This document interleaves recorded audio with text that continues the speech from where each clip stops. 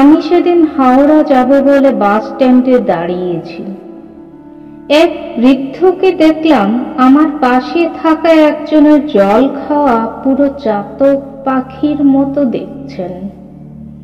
দেখেই মনে হচ্ছে খুব তৃষ্ণার্ত।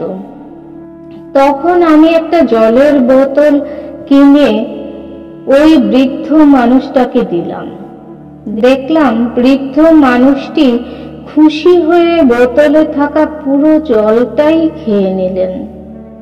তারপর আমাকে বললেন, অনেক ধন্যবাদ বাবা, তোমার অনেক ভালো হবে।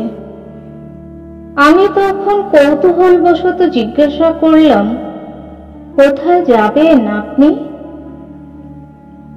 তখন বৃদ্ধ মানুষটি বললেন, আমার নাম মানস মণ্ডল, আমি যাব মেয়ের বাড়ি কোলাঘাট।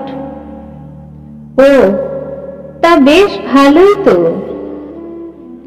কোথায় আর ভালো বাবা, আমার দুটো চাকরি করা ছেলে থাকতে আমি আজ থাকার জায়গা খুঁজে পাচ্ছি না। সে কি, কেন? জানো বাবা, অনেক কষ্ট করে মা মরা দুই ছেলেকে পড়াশোনা শিখিয়েছি। ওদের মা যখন মারা যায় ওরা তখন খুব ছোট।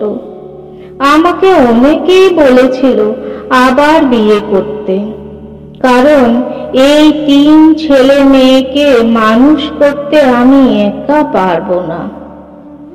কিন্তু আমি করিনি। কেন জানো বাবা? যদি নতুন মা এসে আমার এই ছোট্ট ছেলে মেয়েগুলোর উপর অত্যাচার করে, এই ভয়ে আমি আর বিয়ে করিনি। অনেক কষ্ট করে ওদের 3 ভাই বোনকে মানুষ করেছি। মেয়েটাকে পড়াশোনা শেখাইনি। সবাই বলল, মেয়ে মানুষকে পড়াশোনা শিখিয়ে কি হবে? চাকরি করলেও সেই পরের বাড়ি চলে যাবে। বৃদ্ধ বয়সে তো আর দেখাশোনা করবে না। তাই আর মেয়েটাকে সেভাবে পড়াশোনা শেখানো হয়নি। ছেলেদের খুব ভালোভাবে পড়াশোনা শিখিয়েছি, তাই ওরা চাকরি পেয়েছে। দুজনে দুটো সুন্দর পাকা বাড়ি করেছে। কিন্তু ওই বাড়িতে আমার জন্য কোনো জায়গা নেই। আমার উচ্চশিক্ষিত ছেলে বৌমারা আমার মতো অশিক্ষিত মানুষের সেবা করতে পারবে না। আমাকে নাকি তাদের বাবা বলতে লজ্জা হয়। তাদের আত্মীয় স্বজনদের কাছে আমার পরিচয় দিতে লজ্জা হয়। তাই আমি এখন আমার মেয়ের বাড়িতে থাকি।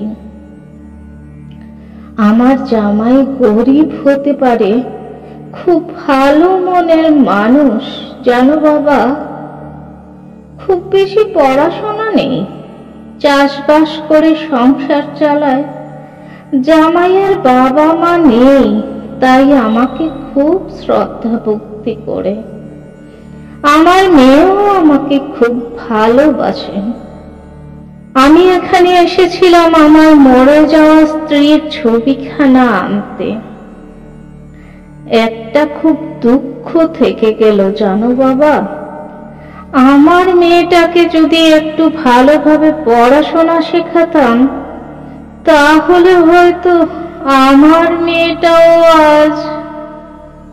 তারপর আমাদের বাস চলে এলো। বৃদ্ধ মানুষটি বাসে উঠলেন না, বললেন পরের বাসে যাবেন, শরীরটা নাকি খুব একটা ভালো লাগছে না।